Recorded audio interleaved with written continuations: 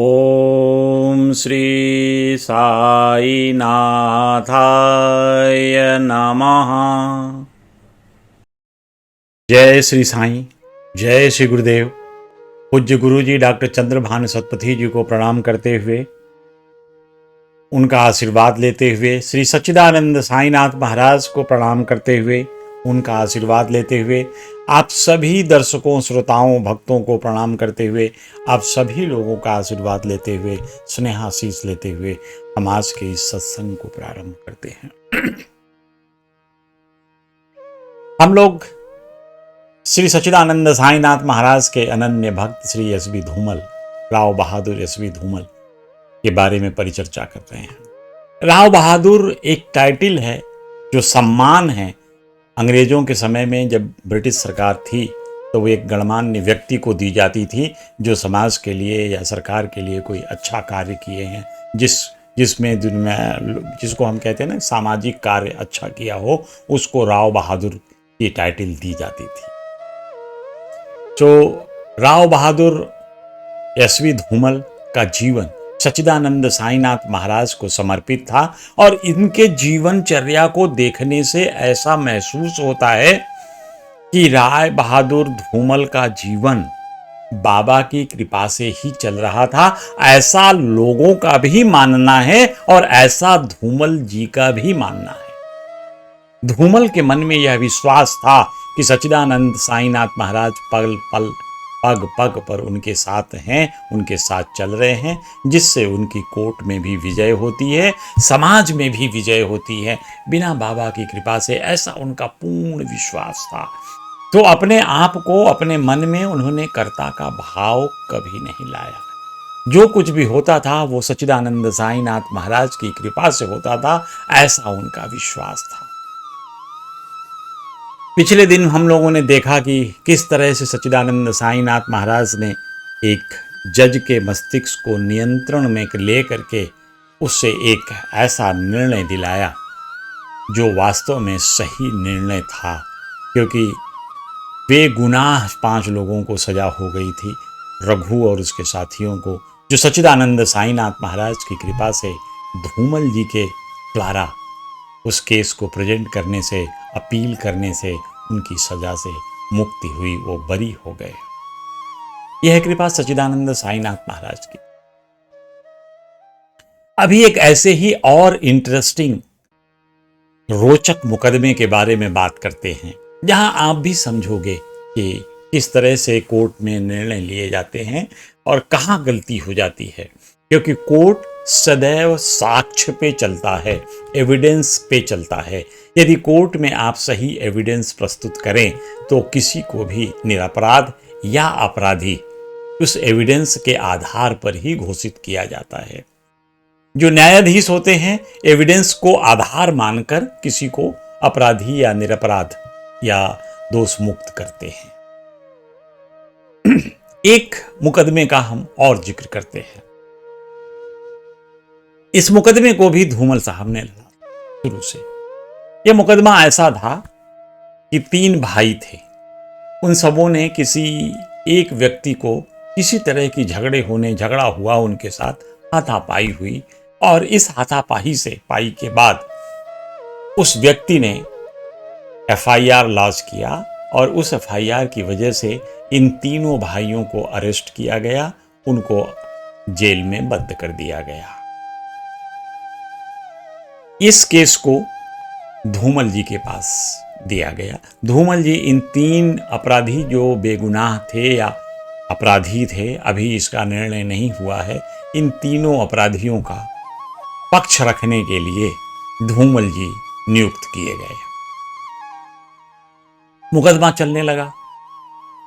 अब ये चूंकि धूमल जी का सबसे पहला काम था कि इन तीनों व्यक्तियों को जो जेल में बंद थे उनको बेल दिलाना, कि वो बेल पे उनको बेल मिले और उनको जमानत मिल जाए और वो वापस आ जाए, ताकि मुकदमा तो अपना चलता रहेगा लेकिन उसके बीच में इनको जमानत मिले। धूमल जी भी यही मानकर चल रहे थे कि केस कठिन है, इसमें जमानत मिलना भी कठिन है, लेकिन उन्होंने सच्चिदानंद साईनाथ महाराज को अपने मन मस्तिष्क में रख करके उनसे कृपा मांगकर उनके सहायता के साथ इस केस को लड़ने का निर्णय किया। जब यह केस जमानत के लिए उन्होंने अर्जी डाली, अपील की, तो जज ने कहा कि इसमें क्लियर एविडेंसेस हैं, यानी पर्याप्त साक्ष्य हैं जो यह बताते हैं कि इन तीनों भाइयों ने उस व्यक्ति को मारा, पीटा, और जिसकी वजह से उसको गंभीर चोट आई। और इस गंभीर चोट के बारे में जो सर्टिफिकेट था वो मेडिकल ऑफिसर ने दिया था कि उसको हड्डी टूट गई थी और उसको काफी चोट भी लगी थी। इस केस को जब इन्होंने प्लीड किया धूमल साहब ने, तो धूमल साहब ने कहा कि महोदय, ये मैं मानता हूं कि उस व्यक्ति के साथ इनकी मारपीट हुई, इन तीनों व्यक्ति से उसका झंझट झगड़ा जो कुछ भी हुआ, हाथापाई हुई, इसमें कोई संशय नहीं। लेकिन जिस चीज को आधार बनाया जा रहा है, जिस डॉक्टर के रिपोर्ट को आधार बनाया जा रहा है, मुझे वो रिपोर्ट गलत नजर आ रही है। क्योंकि उस रिपोर्ट को बनाने वाला डॉक्टर, उसके पास कोई मेडिकल की डिग्री नहीं है, उसके पास कोई लाइसेंस नहीं है। तो वो नीम हकीम के सर्टिफिकेट के बेसिस पे न्यायालय ने उन तीन भाइयों को अरेस्ट किया है। तीन भाइयों को पुलिस अरेस्ट करके जेल में डाली है, जो न्याय संगत नहीं है। अब धूमल जी ने एक बात और कही उसमें कि आप जानते हैं ये तीनों पेशे से किसान हैं, यदि ये जेल में रहे तो इनकी खेती बाड़ी चौपट हो जाएगी, और इनकी खेती बाड़ी चौपट होने का मतलब इनका जीवन यापन पूर्ण रूप से बंद हो जाएगा। इसलिए चूंकि मैं जानता हूं कि यदि ये मुकदमा ये हारते हैं, इन पे दोष सिद्ध होता है, तो ये जेल जाएंगे और अपनी सजा काटेंगे। लेकिन जब हमें सुनिश्चित है कि ये जेल जाएंगे और अपनी सजा काटेंगे, तो इसके पहले इनको जमानत देने में कहां परेशानी है।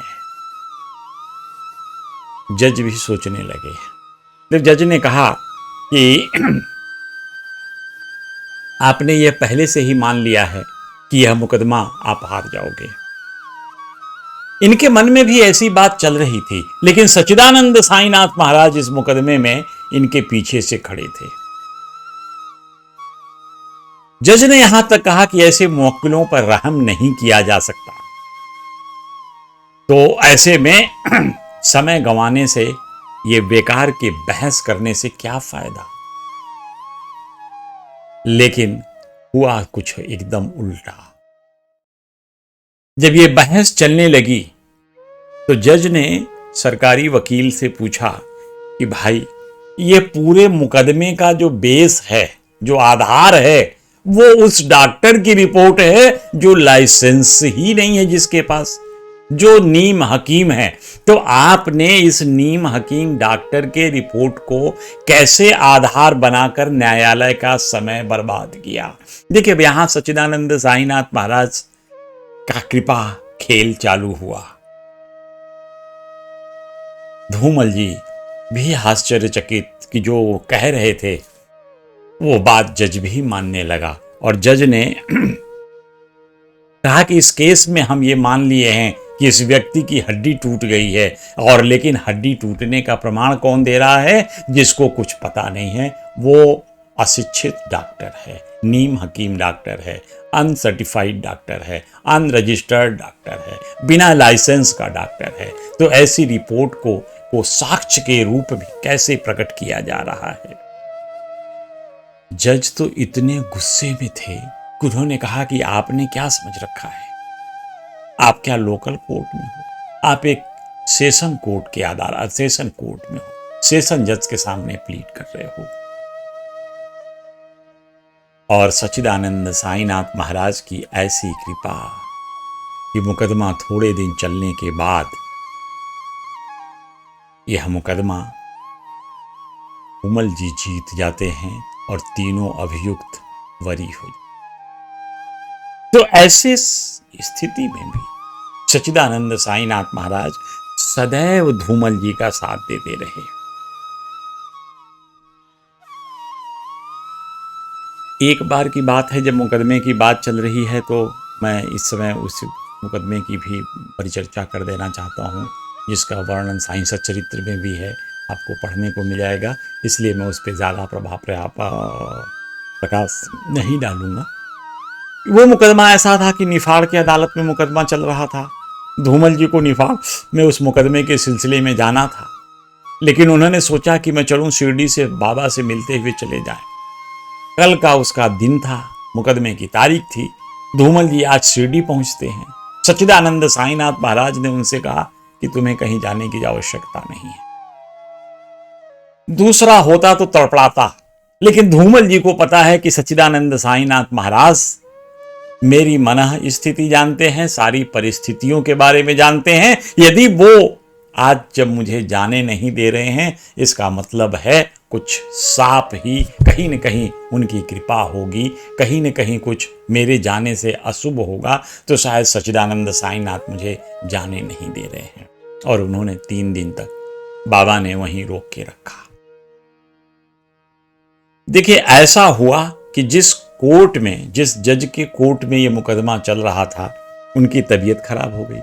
अब उनकी तबीयत खराब होने से ये मुकदमा अपने आप टल गया, और कई दिनों उनको उदर पीड़ा थी, पेट में परेशानी थी, जिसकी वजह से मुकदमे की कुछ दिनों के लिए स्थगित हुई। फिर कुछ महीनों के बाद उस मुकदमे की सुनवाई शुरू हुई। और सौभाग्य की बात ऐसी है कहना कि सच्चिदानंद साईनाथ महाराज की कृपा से श्री धूमल की इस मुकदमे में भी विजयश्री हुई। फिर सच्चिदानंद साईनाथ महाराज की कृपा ऐसी थी धूमल के ऊपर, और धूमल का विश्वास भी अटूट था। तो जब जब विश्वास अटूट है, जब किसी भक्त की श्रद्धा उसके सदगुरु के श्री चरणों में अटूट हो गई है, तो ऐसे में सदगुरु की कृपा उस भक्त के साथ चलना स्वाभाविक ही है। और यही कृपा इनके साथ सदैव चलती रही, और धूमल जी का जीवन बाबा मैं होकर के बाबा के साथ चलता रहा। बाद के दिनों में भी ऐसा नहीं है कि उन्हीं दिनों में जब बाबा थे, बाबा के जाने के बाद भी काफी दिनों के बाद जब इनको दूसरे स्टेट में भी नौकरी करने को मिला, और जब वहाँ नौकरी करने का क्षण आया, ये बात है 1930 में 9 अप्रैल 1930 से लेकर के 1932 तक वो देवास रियासत के रेवेन्यू मिनिस्टर के पद पर कार्य कर रहे। 1932 के आखिर से अगस्त 1933 तक सुरगणा रियासत के प्रभारी के रूप में भी इन्होंने काम किया। उधर पोषण करने के लिए, घर परिवार चलाने के लिए काम तो कहीं न कहीं करते रहे। तो इसमें इन्होंने खुद अपने संस्मरण में लिखा है कि जब मैं नासिक लौटा तो अपने वकालत के पेशे में लग जाता, और बाकी दिनों में इन रियासतों में काम करता रहा। ये कह रहे हैं कि बाबा की जो कृपा है उसका एक वर्णन करना चाहते थे। उन्होंने कैसे किया है इसका वर्णन? कह रहे हैं कि एक दिन मैं बैठ करके, जब मैं इसमें था, सुरगणा रियासत में था, नौकरी ज्वाइन ही की थी, तो उस समय मुझे खाना खा रहा था। उसी समय रियासत का जो मुखिया था, प्रधान था, वो मेरे कमरे में आया। अब चूंकि मैं खाना खा रहा था, उस परिस्थिति में कैसे उठकर उसकी स्वागत करता, तो मैंने बैठे बैठे ही उससे न उठ पाने के लिए क्षमा याचना की। उसको आदर सम्मान से बिठाने के लिए मैंने कहा, बैठने के लिए कहा, लेकिन वो बिना बैठे मेरे कमरे से निकलकर दूसरे कमरे में, बगल के कमरे में चला गया, जहां सच्चिदानंद साईनाथ महाराज की एक भव्य चित्र लगा हुआ था। वो जाकर के बाबा के चित्र को बड़े ध्यान से देखा, और बाबा के चित्र को ध्यान से देखने के बाद उसके हृदय में क्या परिवर्तन आया, कैसी चीजें आई, वो आकर के वहीं मेरे सामने घोषणा करने लगा कि तुम्हारी तनख्वाह में वृद्धि की जा रही है। मुझे अभी यह सेवा ज्वाइन किए सिर्फ 1 हफ्ता हुआ था। 1 हफ्ते के काम में किसी को उसकी सैलरी बढ़ा दी जाए, तो ये सच्चिदानंद साईनाथ की कृपा के अलावा कैसे संभव है। और तो इसी को ये कहते हैं कि बाबा सदैव माँ के स्वरूप में अपने बच्चे का लालन पालन करते हैं और बच्चे के सुख दुख का पूरा ध्यान रखते हैं। क्या जरूरत है बच्चे को, जिस प्रकार से माँ बच्चे को ध्यान देती रहती है, समझती रहती है कि अभी बच्चे को भूख लगा है तो क्या देना है, क्या खिलाना है, तो इस तरह से सच्चिदानंद साईनाथ महाराज श्री ध्रुवल के जीवन पर्यंत उनका ध्यान रखे एक माँ की तरह से। और इस चीज को धूमल भी मानते हैं कि बाबा ने सदैव उनके जीवन में उनकी सहायता की। कुछ और चीज़ें देखते हैं जिसमें सच्चिदानंद साईनाथ महाराज की कृपा कैसे इनके ऊपर रही। धूमल जी अपने एक संस्मरण में लिखते हैं कि बात 1917 से 25 के बीच में है, जब वो कह रहे हैं कि कुछ ऐसे बाबा की लीलाएं होती थीं जहां दिमाग चकरा जाता था। इन लीलाओं के बारे में विश्वास कैसे हो, लेकिन ये सच है। जब कोई व्यक्ति संस्मरण लिख रहा है, धूमल जैसा व्यक्तित्व जो सच्चिदानंद साईनाथ का अनन्य भक्त, वो अपने संस्मरण में लिख रहे हैं कि एक दिन ऐसा हुआ कि जब मैं यहाँ पे नासिक में वो लोकाधिकार समिति के अध्यक्ष थे, तो उस समय उनको स्थानीय बोर्ड के सदस्य कह सकते हैं, तो उस समय उनको रोज काफ़ी पेपर, हजारों पेपर दस्तखत करने पड़ते थे।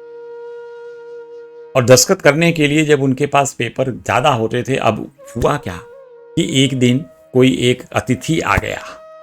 अब उस अतिथि से बातचीत करने में, उसका सेवा और ध्यान रखने में इनको उस दिन के पेपर दस्तखत करने का समय नहीं मिला। प्रातः कार्यालय जाना, उन पेपर्स पे कार्यालय में दिखाना था।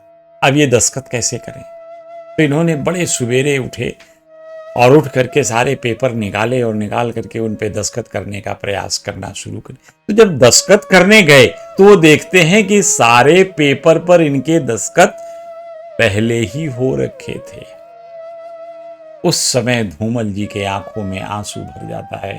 धूमल जी का भाव विभोर होकर रोने लगते हैं। सच्चिदानंद साईनाथ महाराज को याद करते हैं, उनके चरणों में गिर करके कि हे भगवान, आपकी कृपा, आप हमारे विपत्ति को ऐसे दूर करते हैं, ऐसे दूर करते हैं। आपके रहते, आपका ध्यान करते रहने से मेरे जीवन में किसी प्रकार की कोई समस्या ही नहीं रही, मेरे जीवन में किसी प्रकार का कोई विवाद ही नहीं रहा। मेरा जीवन तो निष्कंटक चलता जा रहा है। सिर्फ मेरा एक ही काम था, मैं आपके श्री चरणों में संपूर्ण विश्वास।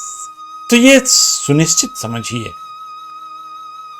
जो भी सच्चिदानंद साईनाथ महाराज के श्री चरणों में पूर्ण विश्वास करके अपना जीवन उनको समर्पित किया, फिर उसके जीवन की डोर सच्चिदानंद साईनाथ महाराज खुद संभालते हैं।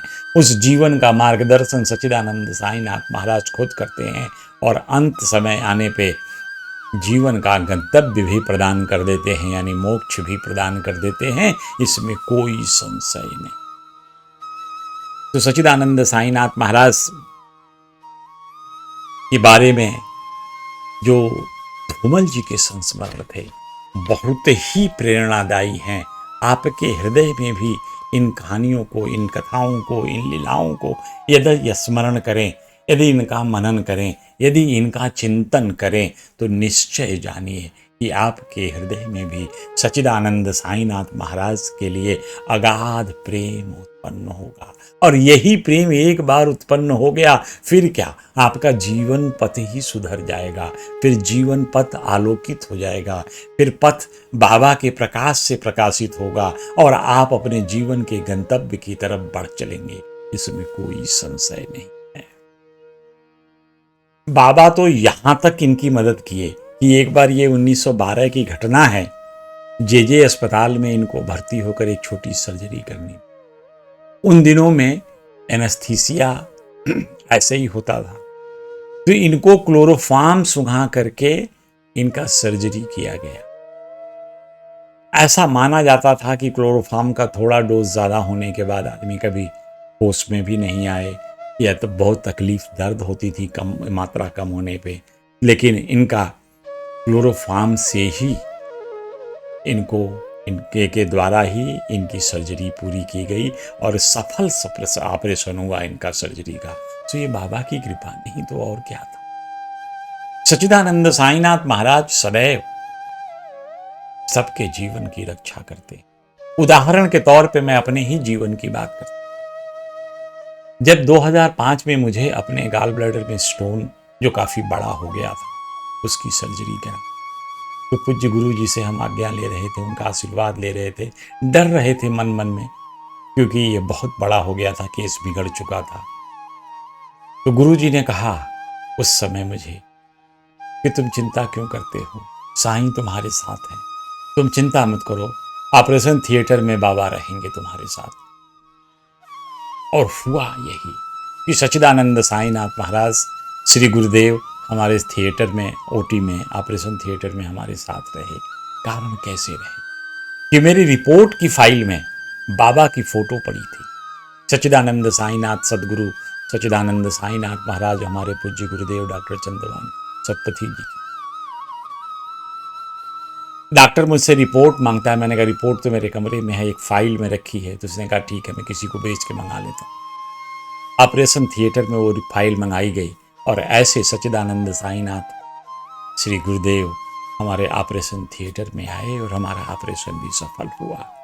तो एक छोटी छोटी घटनाएं हैं, लेकिन इन पे यदि आप विश्वास करें, श्रद्धा रखें, तो निश्चय ही आपको भी यह चीज ज्ञात होंगी कि किस प्रकार से सच्चिदानंद साईनाथ महाराज अपने भक्तों की रक्षा करते हैं, अपने भक्तों को किस प्रकार से माँ के आशीर्वाद, जैसे माँ का आंचल होता है जो बच्चे को ढक लेता है, उस तरह से सच्चिदानंद साईनाथ महाराज अपने बच्चों से प्यार करते हैं।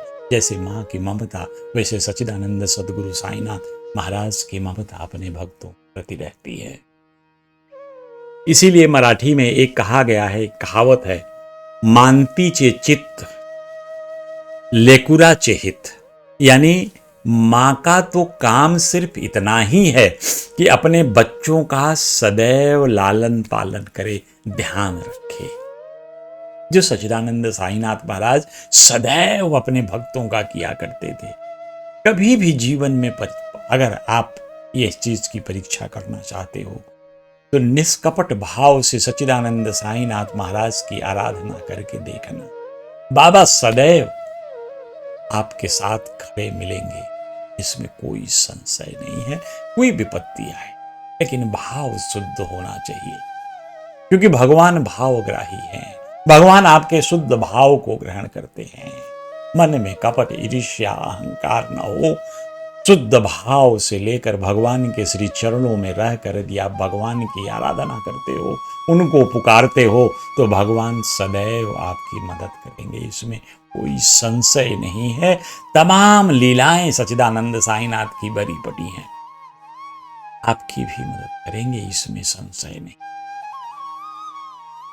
अब एक बार का बात है कि धूमल जी को ऐसा लगा कि मैं बाबा की एक तस्वीर लेकर के, यदि बाबा अपने हाथ से इस तस्वीर को कर स्पर्श कर दें तो बाबा की कृपा इस तस्वीर में आ जाएगी और मैं इसे अपने पूजा घर में पूजा। लेकिन बाबा के स्वभाव को हर व्यक्ति जानता था कि वो कोई जाए, करेंगे नहीं करेंगे कौन जानता उसको। ये लेकर के जैसे ही द्वारिका माई के पास पहुंचे हैं, तब तक बाबा ने कहा, अरे धूमल को बुलाओ। धूमल को बुलाया गया। तुरंत दो लोग थे, कहें महाराज गेट पे ही हैं, कहें वो अंदर ले आओ। धूमल जी अंदर जाते हैं तस्वीर लेकर के और बाबा पूछते हैं कि क्या हाथ में लिए। उन्होंने बाबा के हाथ में दे दिया। बाबा ने उस तस्वीर को पूरे अपने कर स्पर्श किया, आगे पीछे दोनों से, और धूमल को लौटा।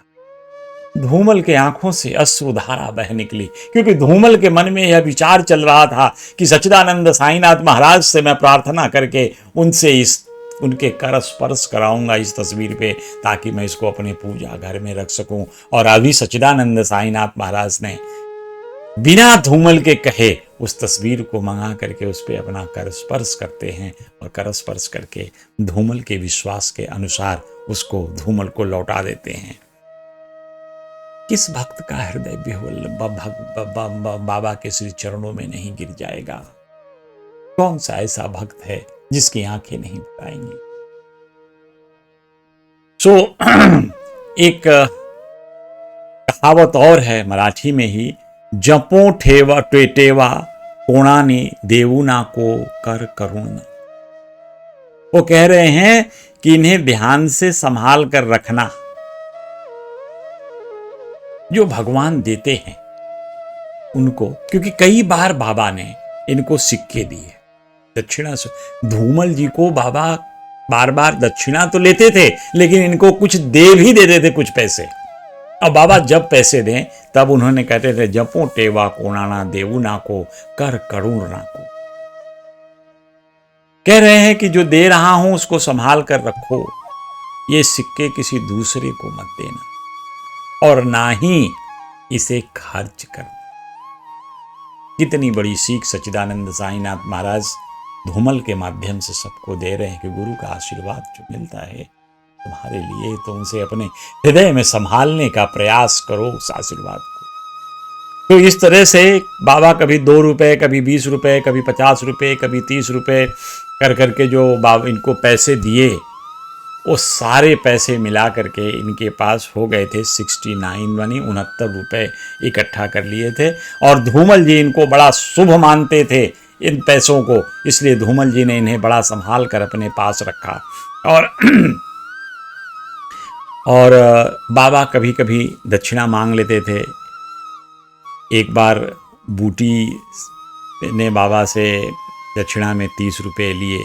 बूटी जी गए थे तो बाबा ने कहा 30 रुपये दे दो, तो बूटी जी ने 30 रुपये बाबा को दक्षिणा दे दिए। अब बाबा ने पूरे 30 रुपये के सिक्के को लेकर के हाथ में यूं यूं हिलाने लगे, और हिलाने के बाद बाबा ने 2 मुट्ठी बना ली और 1 मुट्ठी का पैसा उन्होंने धूमल को दे दिया।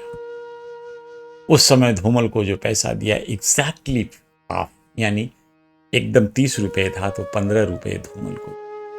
ऐसे खटका करके पैसे को आधा कर लेना, ये सच्चिदानंद साईनाथ महाराज की लीलाएं हैं। जो छोटी छोटी लीलाएं भी कभी कभी करते थे, उसको देख करके मन बड़ा द्रवित होता था, खुश हो जाता था। सच्चिदानंद साईनाथ महाराज में अपार विश्वास आता था, इसमें कोई संशय नहीं है। बाबा कहा करते थे, देना लेना तो जीवन के लक्षण है। बाबा देते भी थे, बाबा लेते भी। और एक चीज आप जानो, अस्य अनुग्रह इच्छा में तस्य सर्वम अराम्ययम्। जिसको भगवान का प्रेम मिलता है, उसके सारी चीजों को बाबा भगवान ग्रहण कर लेते हैं, ले लेते हैं, हरण कर लेते हैं। यानी आपके हृदय से जो विकार हैं उसको भगवान ले लेगा। यदि भगवान का अनुग्रह आपके ऊपर हो रहा है, भगवान के श्री चरणों में आपका प्यार जो बना है, भगवान के श्री चरणों में आपकी भक्ति आनी है, और भगवान अपनी अपनी भक्ति आपको प्रदान करना चाहते हैं, तो आपके सभी चीजों को भगवान जो यश है, जिनसे आप डेविएट हो सकते हैं लाइफ में, जिससे आप भक्ति मार्ग से विमुख हो सकते हैं, वो सारी चीजें ईश्वर आपसे ले लेते हैं। और एक बार की बात है, जैसे हमने पिछली बार कहा ना कि रघु का मुकदमा बाबा ने लड़ा था, धूमल जी ने बाबा की आशीर्वाद से लड़ा था। तो धूमल जी को ये मालूम था कि ये मुकदमा मैं नहीं जीता हूं, ये मुकदमा तो सच्चिदानंद साईनाथ महाराज लड़े हैं और साईनाथ जीते हैं। इस मुकदमे में, रघु वाले मुकदमे में, उनको 300 रुपये की फीस मिली थी। और सच्चिदानंद साईनाथ महाराज के पास जब गए थे तो बाबा ने कभी 30, कभी 20, कभी 50 रुपये मांग मांग के उनसे पूरे के पूरे 300 रुपये उन्होंने ले लिया था। बाबा ने दक्षिणा में ले लिया था, क्योंकि धूमल जी का विश्वास था कि ये पैसे तो सच्चिदानंद साईनाथ के हैं, और साईनाथ ने ये पैसे किस तरह से दक्षिणा मांग के ले लिया। तो धूमल जी ये भी जब सोचते हैं तो उनको लगता है कि साईं का लेन देन का व्यवहार बड़ा खरा है। एक धूमल जी के जीवन की घटना ऐसी थी कि बूटी साहब से उनके बड़े संबंध थे। बूटी साहब सब जानते हैं, बड़े धनाढ्य व्यक्ति थे। तो बूटी जी उनको पढ़ने के लिए विदेश भेजना चाहते थे। तो बाबा ने उनको पढ़ने को विदेश में, इंग्लैंड में जाके सोचते थे कि अच्छा पढ़ लिख कर आएँ तो यहाँ पे वकालत की शिक्षा ग्रहण कर लेंगे, अगर विदेशों से तो यहाँ इनकी वकालत अच्छी चलेगी, क्योंकि ब्रिटिश सरकार थी। तो श्यामा गए बाबा के पास, कह रहे हैं बाबा ये विलायत जा रहे हैं पढ़ने के लिए, और बूटी साहब भेज रहे हैं। सो कह रहे हैं किस लिए? कह रहे बाबा वकालत की पढ़ाई करेंगे। तो बाबा ने कहा नहीं नहीं, कोई इलाज विलाज जाने की जरूरत नहीं है, इनको इसी देश में रहना चाहिए। आप सोचिए कि यदि आपका सारा व्यवस्था विदेश जाने का हुआ है, अचानक कोई रोक दे, आपके मन पे कैसे बीतेगा। और लेकिन इधर धूमल साहब के मन पे कोई भाव नहीं आया। उन्होंने कहा सच्चिदानंद साईनाथ महाराज से यदि मना कर दिया तो मुझे जाने का कोई मतलब नहीं है, ना मेरे जाने की कोई इच्छा रही है। मेरे हित की बात सच्चिदानंद के अलावा कोई नहीं करेगा। जो सच्चिदानंद ने किया वो मेरे हित की बात थी, इसलिए मैं विलायत पढ़ने नहीं जाऊंगा, और नहीं गए। और एक बार की बात है कि धूमल जी की पत्नी बीमार थी। तो धूमल जी ने यात्रा खर्चा के लिए उनके पास अपनी पत्नी के घर जाने के लिए पुणे जाना था। नासिक से चले तो शिरडी होकर के पुणे जाना। 80 रुपए अपने पॉकेट से लिए, और जब शिरडी जाते हैं बाबा से आज्ञा लेने, तो बाबा वो धीरे धीरे दक्षिणा मांग के सारा 80 रुपया इनसे अपने दक्षिणा स्वरूप ले लिए। बात 1918 की है। उस दिनों बाबा, थोड़े ही दिनों के बाद बाबा वहां समाधि ले लेते। धूमल जी 3 दिन तक बाबा के साथ रहे। बाबा उनको जाने नहीं दिए। 3 दिन के बाद उनको खबर मिली कि उनकी पत्नी का हृदयावसान हो चुका। तो बाबा जानते थे कि वो पत्नी का जीवन कितना है, इनके जाने से कोई फर्क नहीं पड़ेगा। सच्चिदानंद साईनाथ महाराज भी ये जानते थे कि उनका जीवन भी छोटा है, तो अपने प्रिय को अपना सानिध्य दिया। धूमल को सच्चिदानंद साईनाथ महाराज के साथ रहने का उनके अंतिम समय में 3 दिन का अवसर मिला, अतिरिक्त समय मिला। यह सौभाग्य के अलावा और कुछ नहीं हो सकता। तो सच्चिदानंद साईनाथ महाराज अपने भक्तों पे कैसे कृपा करते हैं, इससे बड़ा कोई उदाहरण नहीं बन सकता। धूमल जी के समझ में यह आ गया था कि सदगुरु के अलावा कोई जीवन यात्रा में साथ देने वाला है ही नहीं। इसलिए धूमल जी ने अपने जीवन को सच्चिदानंद साईनाथ महाराज के दिखाए रास्ते पे चलाने का प्रयास किया, और जीवन पर्यंत उसी रास्ते पे चलने के लिए वो काम करते रहे, आखिरी क्षण तक। वो उसके बाद काफ़ी दिन तक संस्थान के भी ट्रस्टी भी रहे, शिरडी संस्थान के, और आखिरी क्षण तक वो बाबा के ही रास्ते पे चलते रहे। और धूमल जी का जीवन सच्चिदानंद साईनाथ महाराज के प्रेम, स्नेह और उनकी भक्ति में ही कटा। ऐसा देख करके जीवन, हम सबके मन में भी यह भाव आता है कि जो सच्चिदानंद साईनाथ महाराज के सानिध्य में जीवन कटे, वही सार्थक जीवन। धूमल जी के जीवन से बहुत सीख मिलती है।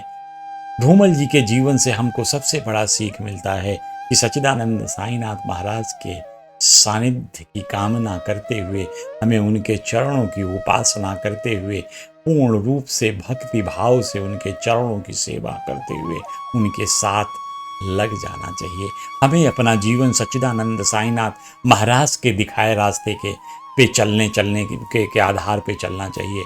जीवन पथ श्री सच्चिदानंद साईनाथ के आशीर्वाद से आलोकित होगा, इसमें कोई संशय नहीं। तो ये थी श्री राव बहादुर एसबी धूमल के बारे में उनकी छोटी सी जीवन परिचय, जिससे हमें बहुत सीख मिली। हमें बाबा के बारे में भी समझने का अवसर मिला, हम धूमल जी के बारे में भी जानने का प्रयास किए। तो मैं अपनी वाणी को यहीं विराम देता हूँ। तब तक के लिए जय श्री साईं।